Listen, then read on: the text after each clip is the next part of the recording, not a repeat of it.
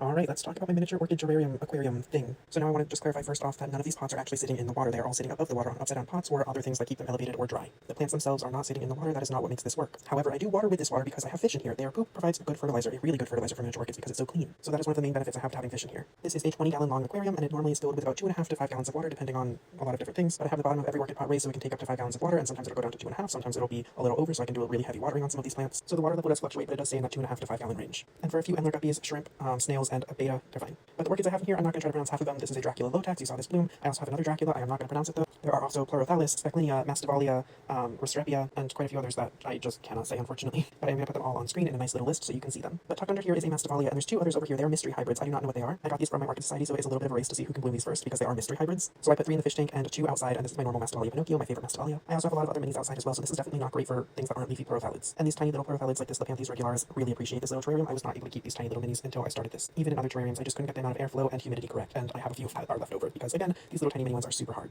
and often they just slowly die over the course of 6 months to a year. And now those super tiny little ones do live in a clay pot filled with sphagnum moss, and that stays wet, so they do get some really close direct humidity, not on their mounts, but it does stay like really humid right around them, so they are getting more humidity and moisture than just the amount of water evaporating from the main fish tank. These are Stelis and Specklinia. The big one, the Stelis, grows really well. It loves sun even during the hot summer months, and you can even see right now during the summer the sun is hitting those leaves and it loves it. But this one, the Sutrophion, I did not say that right, but that's why I don't say orchid names, I just grow them. Grows decently, but has never bloomed, and I don't know what's happening with them. Same with this Dendrobium. This Dendrobium actually has bloomed quite a few times, but these like rat-tailed Dendrobiums just don't do well with me overall. They slowly die over like 5 or 6 years. And this Barbacella has also been growing wonderfully, but every bud it tries to grow blasts, so I've never actually seen the flower, which is really disappointing because it is the orchid that has the tiniest leaves in my collection, so it would be really cool to show. Another orchid I can't grow very well is this Schoenorchis, and I don't know why, but these little guys, they just don't do well with me. I do not know what it is. They're kind of like Ingracum for me. They just hate me.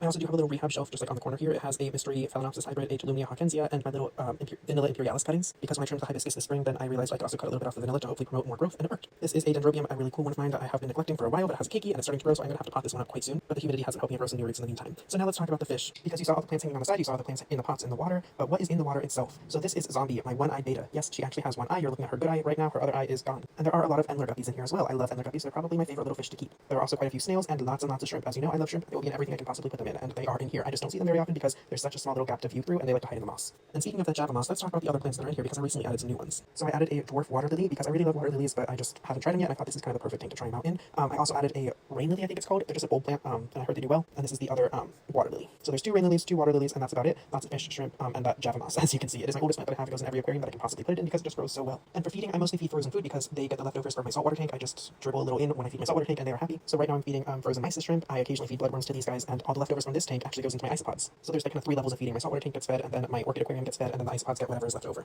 I'm sorry this video is so long. I think I will be making a shortened one also without including all of the orchid names because it is just so much. If you made it this far, I really appreciate you, and I hope you enjoyed seeing this orchid aquarium and a little bit more of everything else.